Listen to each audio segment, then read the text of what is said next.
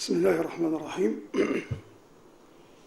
الحمد لله الذي بنعمته تتم الصالحات، والصلاة والسلام على الرحمة المهداة والنعمة المسداة سيدنا محمد بن عبد الله وعلى آله الطيبين الطاهرين، ورضي الله عن الصحابة أجمعين والتابعين ومن تبعهم بإحسان إلى يوم الدين.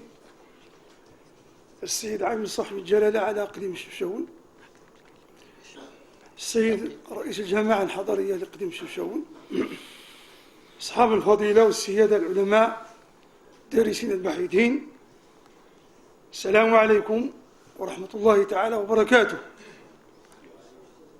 فإنه من دواعي الغبطة والسرور أن أشارك في هذا الملتقى العلمي الفريد المتميز، ممثلا لجامعة هي أعرق جامعة في العالم. إنها جامعتنا، جامعة المغاربة، جامعة المسلمين في مشارق الأرض ومغاربها، جامعة القرويين. ويجدر بي أن أبلغكم اعتذار السيد رئيس الجامعة القرويين عن عدم تمكنه من الحضور التزامات سابقة.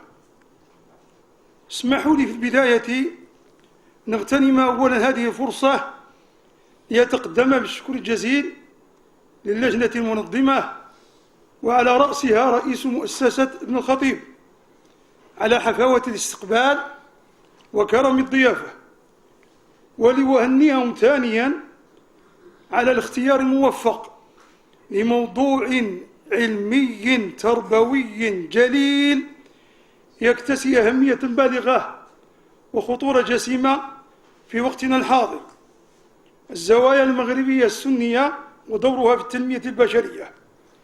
أيها السادة الحضور، إن من مفاخر المغرب أنه كان أرضاً مباركة خصبة أنجبت المربين الربانيين والأئمة المصلحين الذين ذاع صيتهم في الآفاق وامتد تأثيرهم إلى أنحاء شتى في العالم الإسلامي، وعمت بركتهم سائل أرجاء الأرض. يقول العلامة بدر الدين بن جماعة وهو يعتز ويفتخر بحضوره جنازة الإمام المصلح المربي أبي الحسن الشاذلي رحمه الله تعالى، قال: إن بركة الشيخ حلت بالديار المصرية منذ أن أقام بها. ومن هنا ندرك أن مهمة العالم الرباني المصلح المربي في التنمية البشرية هي من الأهمية بمكان، بل لا يمكن لقطار التنمية أن يتحرك ويسير بخطى ثابتة في غياب العلماء الربانيين المصلحين، فهم الركن الأساس في كل عملية تنموية. وتكفينا شهادة الحديث النبوي الشريف: هم القوم لا يشقى بهم جليسهم. ومفهومه أنهم القوم الذي يسعد بهم جليسهم ويفلح بهم جليسهم، وكل ما يصدر عنهم فيه الفلاح والسعادة في الدنيا والآخرة. الحضور الكرام، إن الدارس لتاريخ الفقه نشأته وتطوره في المغرب يدرك وجود الصلة والتعاضد المتين بين الذي نسج بين العلمين الفقه والتصوف. وقديما قال إمام المذهب الإمام مالك بن أنس رحمه الله تعالى ورضي عنه: من تصوف ولم يتفقه فقد تزندق، ومن تفقه ولم يتصوف فقد تفسق، ومن جمع بينهما فقد تحقق. هذا الكلام يعتبره علماء هذا الشأن قاعدة، والإمام الزروق في قواعده جعله قاعدة من قواعد السلوك والعبودية والتصوف، حتى إنه تصعب التفرقة بين الفقيه والصوفي، بين الفقهاء والصوفية في معرض الحديث عن علماء المغرب. وهذه كتب التراجم بين أيدينا لا تستطيع أن تميز بين الفقيه والصوفي. والفضل في ذلك يرجع بالأساس إلى الدور الكبير الذي اطلعت به جامعة القرويين، هذه الجامعة المباركة التي كان لها أثر كبير في نشر التصوف في ربوع المغرب بل وخارج المغرب، وتثبيت دعائم المدرسة الصوفية المغربية والعمل على صيانتها وحمايتها. والتاريخ يشهد أن جامعة القرويين كانت مقصدا لعدد كبير من رجال التصوف من داخل الوطن وخارجه، وأنها كانت دائما وراء الحركات الإصلاحية التنموية بتعبئة أفراد الشعب المغربي في كل الميادين. كما يشهد لها التاريخ بالمحافظة على مقومات الشخصية المغربية الوطنية الفاعلة النشطة، ويشهد لها التاريخ أيضا بالانتماء إلى المذهب السني الخالص الصفي من أي شائبة أو شبهة. أيها السادة الحضور، إن المتأمل في علاقة الإنسان المغربي البسيط بالزاوية الصوفية قديما يلاحظ عمق تجذرها في حياته بشكل يتداخل فيه الروح بالمادة، فهي مجال مفعم بالحكم واللطائف والأسرار يقصده الناس هذا المكان للزيارات والاستفسارات عن أمور دينهم ودنياهم.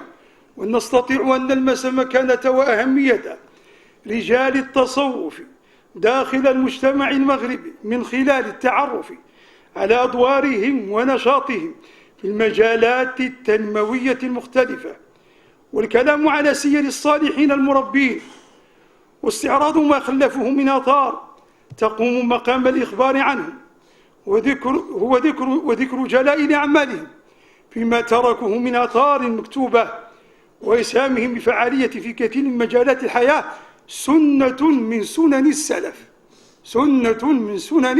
سلفنا الصالح رضوان الله تعالى عليه.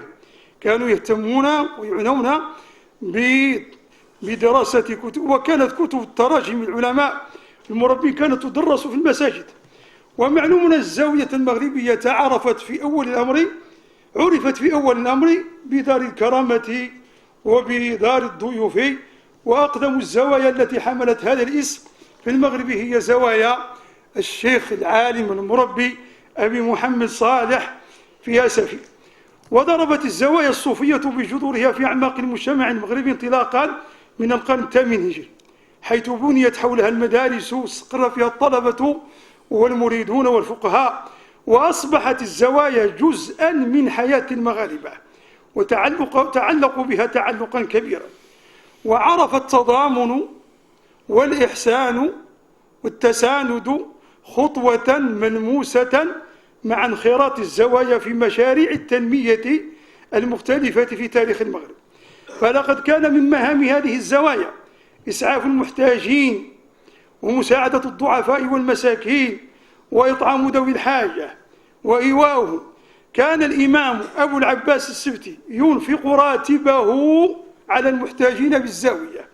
وكان الشيخ البوزيدي وهو أحد أقطاب الطريقة الدقاوية المعروف المشهور كان يشترط على مريديه أن يتصدقوا بكل ما يفضل من الرزق، وهذا أخذا بحديث النبوي الشريف في هذا الباب. ولا يمسكون إلا ما يقتاتون به هم وأهل دارهم. وبناء على هذا التصرف أضحى أهل المال يرصدون الأوقاف الكثيرة على الزوايا والمساجد لاستمرار إسعاف بالطعام والمأوى والكسوة للمحتاجين والضعفاء على الدوام.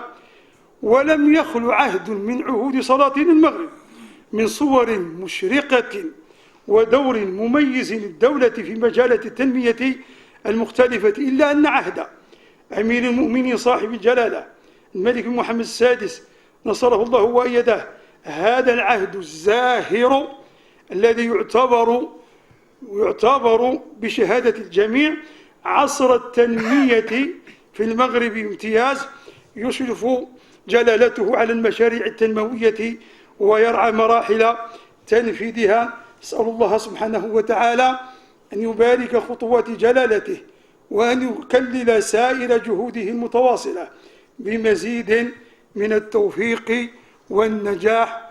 السلام عليكم ورحمة الله تعالى وبركاته، وشكرا لكم.